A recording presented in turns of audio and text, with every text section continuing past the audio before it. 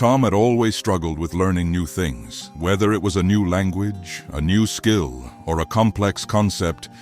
He felt like he just couldn't grasp it. He'd try, push himself, and yet there was always this wall he couldn't break through. No matter how many hours he spent studying or practicing, he couldn't seem to improve. The frustration grew, and with it, self-doubt. He began to believe that maybe learning wasn't for him. "I'm just not good at this," he would tell himself. But one day, while reading a book on philosophy, Tom came across a Zen story that caught his attention. It was about a young man who sought wisdom from a Zen master, believing that if he could just learn the right technique, he could master anything. Tom felt a spark of curiosity. Could it be that there was something missing in his approach to learning? Tom couldn't shake the thought of the Zen story. He kept thinking about the young man's search for wisdom and how it mirrored his own struggles.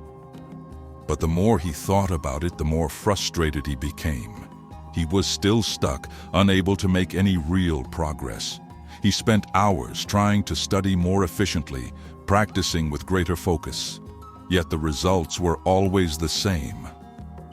"What am I doing wrong?" he wondered. "Why does it seem like others can learn so easily while I'm left struggling?" The doubt grew deeper, and with it, a growing sense of failure. He began to question his own abilities. Maybe he just wasn't cut out for learning, or maybe there was something he was missing that everyone else seemed to have figured out. In a moment of desperation, Tom decided to reach out for help. But who could help him? He didn't even know where to start. Feeling completely lost and desperate for answers, Tom decided to visit a local library he had heard about. There, he stumbled upon an old Zen master who had dedicated his life to teaching people the art of learning. Tom, frustrated and unsure, asked the master, "How can I ever learn anything? I feel like I'm doing everything wrong." The Zen master smiled and motioned for him to sit down. "Learning doesn't happen in the mind alone," he said. "It begins with awareness. Without awareness of the smallest things, you cannot grasp the bigger ones." The master continued, "You've been focusing so much on the end result, on the how, that you've overlooked the most important step. Being present * in the moment. Start with the small, simple things. Observe them fully without judgment, and the bigger lessons will follow. If you're tired of struggling and ready to start learning with ease, hit * subscribe * and * ring the bell * so you won't miss the powerful insights coming your way." Over the next few weeks, Tom returned to the Zen master's teachings every day. He began to follow the advice given to him, focusing on the small things, being fully present in every moment. One day, the Zen master handed him a small, smooth stone. "This stone will be your focus," he said. "Whenever you feel overwhelmed, hold it in your hand. Feel its texture. Let it remind you to return to the present, to focus on what is in front of you and not worry about the things you can't control." At first, Tom didn't fully understand the purpose of the stone, but as he carried it with him, he began to notice something remarkable. When he held the stone, his thoughts slowed down. The noise of his mind quieted. It wasn't magic, but it was enough to bring him back to the moment. The stone became a simple symbol of presence, grounding him whenever he felt overwhelmed or distracted. As weeks went by, Tom's perspective began to shift. The more he practiced being present, the more he began to notice how much his mind had been clouded by unnecessary thoughts. The stone became a tool for grounding himself, helping him to step out of the chaotic swirl of worries and distractions. One day, while sitting at his desk, Tom realized something profound. He had been so focused on achieving success, on reaching a destination, that he had ignored the process, the simple, small steps that led to it. He had been in a rush, constantly looking for shortcuts and quick fixes, but the truth was, learning was a journey, not a destination. The more he embraced the process, the more he learned.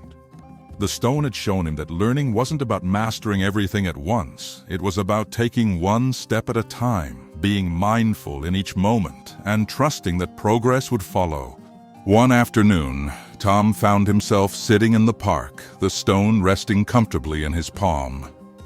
The breeze gently brushed against his face, and for the first time, he felt truly present. He watched the leaves rustling in the wind and noticed how they moved, not in a straight line, but in a fluid, natural way. Just like the leaves, he thought.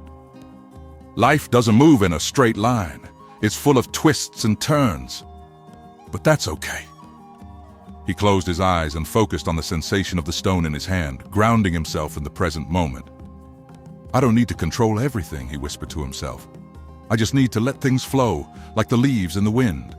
This realization, simple as it was, felt like a profound shift. He didn't need to rush it anymore.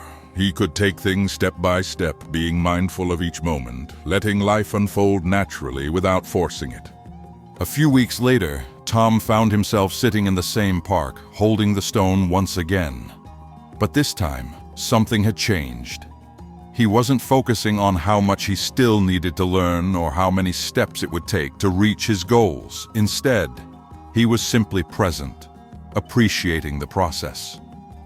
He realized that the stone was no longer just a tool to remind him to stay present. It had become a symbol of his growth. Every time he picked it up, it wasn't just about focusing on the present moment. It was about recognizing how far he had come. He had learned that true progress wasn't measured by the end result, but by the small steps taken, the moments of mindfulness, and the willingness to stay on the path, no matter how winding it was. Tom smiled to himself. He had finally stopped rushing, stopped demanding perfection from himself, and he felt lighter, more at peace. Learning wasn't a race, it was a journey. Tom stood up, looking around the park with new eyes. The stone, once a tool for grounding himself, now symbolized his journey. He realized that learning wasn't just about mastering concepts or skills. It was about being present in every step. As he walked home that evening, he felt an overwhelming sense of peace. The pressure to get it right was no longer there. He didn't need to rush or have all the answers. He was learning slowly, step by step. Life, just like his learning journey, wasn't about perfection. It was about progress. Tom smiled as he continued walking, appreciating the beauty of the simple moments. But as he reflected on everything he had learned, he asked himself one last question. Asterisk. What if the only thing standing between you and your success is the story you've been telling yourself? What if the limits you see aren't even real, but just fears you've repeated so often you started believing them?